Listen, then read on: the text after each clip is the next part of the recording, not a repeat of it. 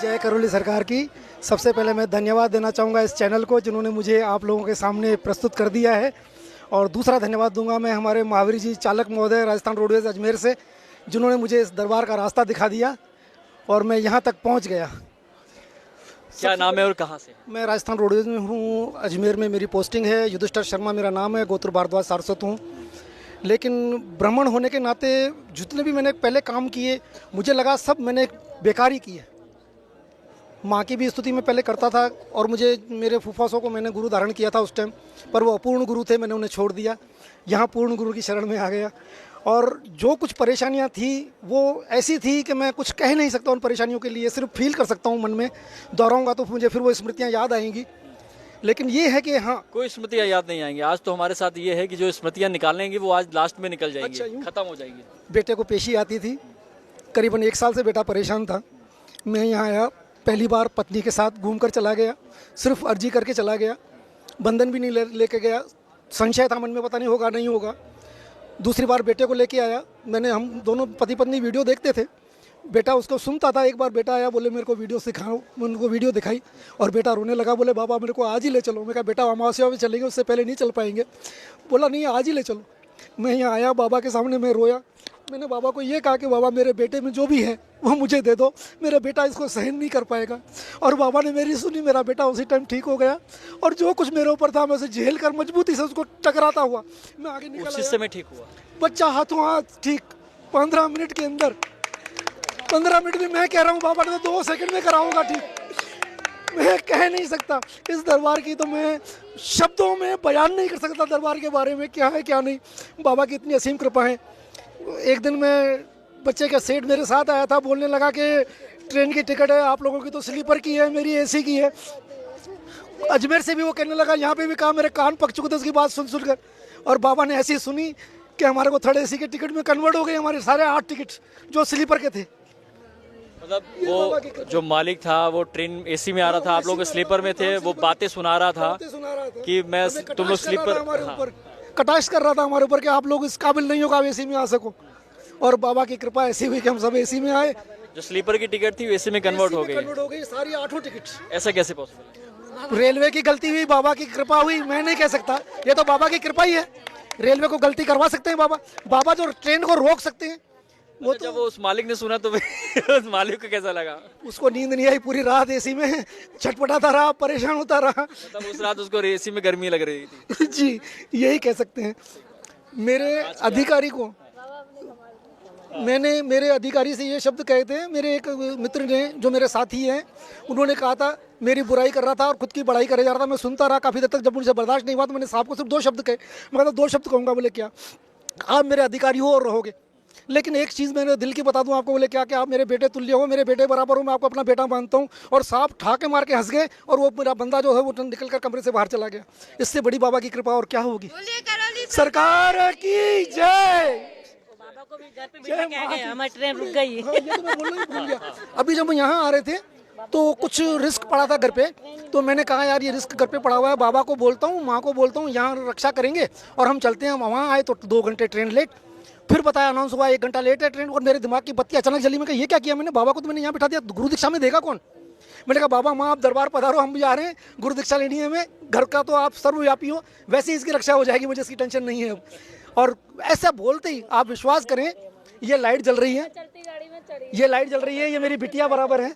मैं इसके सर पे हाथ रख के कह रहा हूँ, सिर्फ इतना दूर जहाँ आपका ये अभी कैमरा लगा हुआ है, इतनी दूर गया हूँ, सिर्फ हाथ धोकर वापस आई हूँ और सामने से ट्रेन आती हुई नजर आई और हम बैठ गए। जो ट्रेन 1 घंटा और लेट बता रहा था रेलवे, वो ट्रेन आकर खड़ी हो गई सामने और बेटे ने आवाज़ लगाई, पापा जल्दी आओ ट्रेन आ गई है। बाबा जब घर पे बिठा दिया तो फिर यहाँ गुरु दीक्षा देगा कौन इतने भक्तों को? मैंने बाबा से यही कहा, बाबा मेरे से गलती हुई, मुझे माफ़ करना। ये गुरु दीक्षा के लिए मारे। ये भक्तों के भाव है।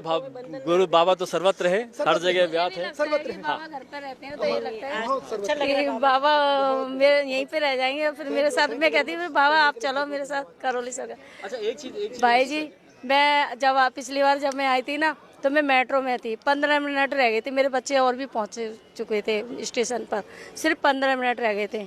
वो कह रहे मम्मी जल्दी आओ। मैंने कहा 15 मिनट रह गए ट्रेन में, अब मैं पहुंचूंगी, कोई सांस फूल जाती है। मैंने सीढ़ियों पे चढ़ते आधा घंटा लग जाता है कम से कम मुझे। अभी समझ लो कि मैं कैसे पहुंची वहाँ पर, ये भी चले गए थे भाई जी आगे, कि गाड़ी चलने लग गई थी और मैं जैसे कैसे पहुंची मैं नहीं पता। बाबा, मैंने कहा बाबा मैं तो रह गई, अब नहीं जा पाऊंगी। और जैसे मैं पहुंची गाड़ी चलने लगी पहली बार, और ये भाई मेरे इंतजार कर रहे, भाई आओ ना। फिर एक पुलिस वाला आया, कह रहा अभी गाड़ी रुकवाते हैं ना बहन जी, आप चिंता मत करो, अभी गाड़ी रुकेगी, ऐसी चलती गाड़ी में मत चढ़ना। तो उसने रोकी, पता नहीं कैसे पुलिस वाला था, कैसे एक भाई ना हाथ दिया, मेरे पकड़ के मुझे खींच लिया।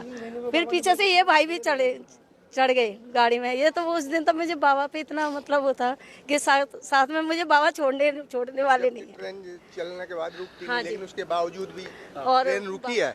उसके बावजूद मतलब ट्रेन रुकने के बाद हम चढ़े हैं, चलती ट्रेन में इनको चढ़ाया, उसके बाद ट्रेन रुकी है, उसके बाद मैं चढ़ा हूँ, भतीजों को चढ़ाया, परिवार पहले बैठ चुका था, उसके बाद हम चढ़े हैं। और वो बच्चे भी घबरा गए कि मम्मी रह गई अब तो हमारी। और बाबा के इतने वो हैं, जिसके अनुभव हैं वो बता दे हमें। तो एक सबसे पहली चीज बताएं। ट्रेन का एक अनुभव और बताऊं आपको। जिस भक्त ने मुझे यहाँ जोड़ा था, मेरे मित्र ने, वो और उनकी अर्धांगिनी आने वाले थे, लेकिन उनकी अर्धांगिनी चल नहीं पा रही थी। उन्होंने ऑटो वाले को कह दिया भैया हमको वापस घर जाना पड़ेगा, तू यहाँ रुकना, और ट्रेन चल दी।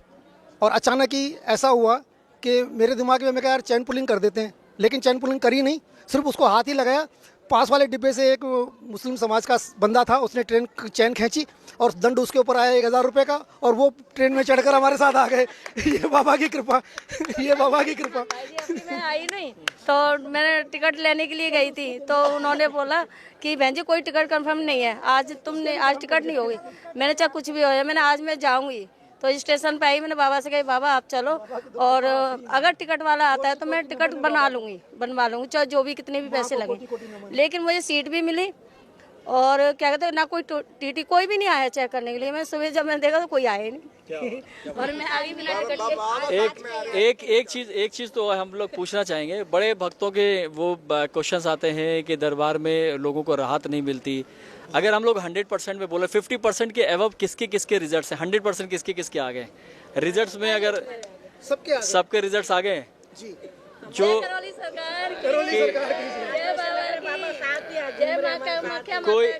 कोई ऐसा लगता है बाबा और माँ हमारे साथ हैं। हाँ, वही मैं जानना चाह रहा था कि जो जब आती है। दरबार का जो सर्कुलर है, दरबार का जो नियम है, हम तो कर रहे हैं भाई, बिल्कुल भाई 100% पालन कर रहा हूं, लेकिन कहीं न कहीं भक्त के तरफ से कुछ सुराख उसमें त्रुटि हो जाती है, और वही त्रुटि का वजह है कि रिजल्ट 100% नहीं आ पाता है। तो ये दरबार की गलती तो है नहीं, ये तो हमारी गलती है। ये कौन समझेगा? ये भक्त को ही समझना पड़ेगा कि अगर हम भूखे हैं, थोड़ा दो रोटी भर मेरा पेट में जगह रह गया, इसका मतलब है कि गलती हमारी है, हमने उस रोटी को बनाया नहीं। अगर मैं बनाता तो मेरा पेट भूखा नहीं रहता। इसलिए कि मेरा तो केस एक अजीब केस, आप तो जानते हैं, देखा हुआ है। समय तो है नहीं, लेकिन हमारा जो इंटरव्यू, हम आपसे मिलना चाह रहे थे कि मेरा फुल इंटरव्यू एक लीजिए, टाइम हमको दीजिए। एक बिल्कुल बहुत अच्छा मन है, एक कहानी की तरह हो जाएगा। करेंगे जल्दी, एक कहानी हम करेंगे आपके साथ। बिल्कुल एक कहानी की तरह होगा। लेकिन हम तो यही देखे कि दुनिया में अब लगता है ऐसा तो कोई जगह मेरे लिए बचा ही नहीं था जहां कि मैं गया नहीं। लेकिन रिजल्ट के नाम पर तो यही होता था कि जो बुखार अभी हमको 102 डिग्री है, अब वो करके गया तो मीटर देते हैं यहाँ पर, तू बुखार 104 डिग्री है। अब क्या करें भाई, दवाई खा करके क्या करें? दवाई खाने के बाद तो मेरा बुखार बढ़ जाता है। तो बहुत संघर्ष करते करते फैक्ट्री में बैठे हुए थे, मोबाइल से खेल रहे थे। मोबाइल से खेलते खेलते उसके बाद देखिए कि अचानक वो मेरा स्क्रीन पर करौली सरकार का वीडियो, यह 19 दिसंबर 19 की बात थी। तो वीडियो हम देखे तो बड़ा अच्छा लगा हमको, और उसके बाद फिर और वीडियो देखने लगे। करीब लगता है 9 दिन लगातार, दिन में भी रात में भी, दिन में भी रात में भी मैं वीडियो, यहाँ का सारा वीडियो देखता रहता था। मेरी पत्नी शिक्षिका थी, वो रात में बोलती थी कि माने आप पागल उगल हो जाइएगा क्या, ये कुछ ही भूत भात वाला देखते रहते। हम कि अरे कभी कभी माने कीचड़ से भी कुछ अच्छा चीज निकल जाता है, हो सकता है तुम्हारे नज़र में ये भूत भात है, लेकिन हमारे नज़र में ये लग रहा है कि बहुत बड़ा डायमंड का टुकड़ा है। तो आपको तो सब डायमंड का टुकड़ा दिखाई पड़ता है कि नहीं, सब तो नहीं दिखाई पड़ता है, लेकिन हमको इसमें कुछ दिखाई पड़ रहा है कि नहीं, इसमें बहुत बड़ा डायमंड का टुकड़ा है। और उसके बाद फिर छोटा भाई के यहाँ भेजे कि जाओ तुम पहले वहाँ हर चीज़ को और बढ़िया से समझ करके नियम को फॉलो कर लो। और नियम यहाँ से गए, चूँकि हमारे साथ 3 DNA का लफड़ा था। एक मेरा जो स्व DNA था वो तो है ही था, एक पिताजी के मामू कुछ ज़मीन दिए थे वो एक DNA, वो लाठी लेके तैयार कि मेरा खाया तो हमरा कौन देखेगा। एक हमारे पिताजी के चचेरे भाई, वो भी नी औलादी थे, उनको भी कोई नहीं था, वो भी कुछ ज़मीन का टुकड़ा दिए थे पिताजी को, वो भी लाठी लेकर के तैयार कि मेरा तुम खाया तो फिर हमको कौन भाई उधार करवाएगा, खाएगा कोई, बचाएगा कोई। कोई। तो हमको तो 3 DNA का कार्य करना पड़ा। और भाई साहब 14 सदस्य में ऐसा कोई सदस्य मेरा है ही नहीं था जो कि रोगग्रस्त नहीं था। हम लोग देख रहे थे बहुत लोग पेशी में आ रहे थे, फैक्ट्री से तेल उड़ रहा था। सिर्फ एक मैं बचा पेशी के लिए, पता नहीं बाबा की क्या आशीर्वाद है, सिर्फ मैं एक बच्चा। छोटी बच्ची थी, इसको पेशी आती है, अब तो ये बहुत बड़ी बच्ची हो गई है। तो इसको देख लो, ये पहले बहुत छोटी थी, बहुत पतली दुबली सी थी, मुझे लग रहा है कि अब मजबूत भी हो गई है। तो उसके बाद फिर यह मेरा अनुभव है, सच्चाई वो मेरे गुरुदेव जाने, ब्रह्मांड नायक जाने, लेकिन दरबार परीक्षा भी लेते हैं, उत्तर भी बाबा का, जगह भी बाबा का। तो कोई भी बाप नहीं चाहेगा कि मेरा बेटा फेल हो जाए, अरे क्या बात, समझे। कोई भी बाप ये नहीं चाहेगा कि मेरा बेटा फेल हो जाए, लेकिन बाप ये चाहेगा कि मैं बेटा को इतना गर्म कर दूं, इतना गर्म करके तराश दूं कि सोना की तरह ढके। तो वो कहानी मेरे साथ तो करीब लगता है 1.5 साल तक के चलता रहा। तो बाबा ने जब एग्जाम लिया है तो सबके रिजल्ट 100% ही है ना? बिल्कुल, किसी कम तो नहीं है? नहीं, रिजल्ट में कहीं कोई कमी नहीं है। बाबा बच्चों के साथ पार्शियलिटी कर रहे हैं क्या? मतलब अपने बच्चों को पास कर रहे हैं 100 नंबर देके? बिल्कुल, एकदम जितना उम्मीद नहीं है उतना नंबर दे देते हैं। और क्या कहें, देखिए करीब 1 महीना पहले हमारी बच्ची, उसको भी आप जानते हैं, छोटी नाम है उसका, वो घर में सबसे पढ़ने में कमजोर बच्ची सबके नज़र में, और हम उसको सबसे ज़्यादा दुलार करते हैं। मालकिनी इस पर कटाक्ष भी हमारे ऊपर कर देती है कि उसको आप ज़्यादा कहे, हम कही तुम्हारा नज़र का फ़र्क। अब उसका रिजल्ट हुआ है 3 हाई स्कूल में वो लड़की नंबर 1 पर आई है। 15 दिन पहले उसका रिजल्ट हुआ है, हसुआ का 3 हाई स्कूल का रेशियो बनाया, उसमें वो बच्ची नंबर 1 पर आई है।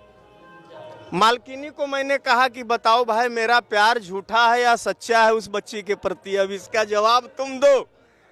हमको तो सारा जवाब गुरुदेव के द्वारा मिल रहा है, मैंने जो मेहनत कर रहा हूँ वो मेहनत का 100% फल मिला है और मिल रहा है। आज फैक्ट्री है, जो स्थिति थी वो तो बहुत भयावह हो, तो खैर कभी सोचते हैं भी तो सिर्फ आंसू ही आता है। जब गुरुदेव के सामने ही कबूल कर लिया कि 18 करोड़, तो 18 करोड़ अगर कोई आदमी बैंक में डाल देगा तो उसका सूद भी खाए में पार नहीं लगेगा उसको, अगर ढंग से यूज किया जाए तो मेरा तो ऑलरेडी उतना आज के डेट में कुछ नहीं, बाबा जी का आशीर्वाद है और हाथ दोनों उनके आशीर्वाद से सुरक्षित है। तो 1872 करोड़ हमको पूर्ण विश्वास है कि बहुत जल्द हमको मिलेगा, इसमें कहीं कोई दो राय। भक्तों के विश्वास ढेर सारे, और माँ का आगे भी चर्चा करेंगे। आरती के बाद हम लोग फिर इंटरव्यू करेंगे। ये भक्त लगातार हमारे साथ जुड़े रहेंगे, फिर आगे चर्चा करेंगे, क्योंकि बाबा की चर्चा विश्राम नहीं ले सकती है, ना अंत हो सकता है। ये लगातार चर्चा करेंगे और लगातार बात करेंगे। आगे मिलते हैं। जय करौली सरकार।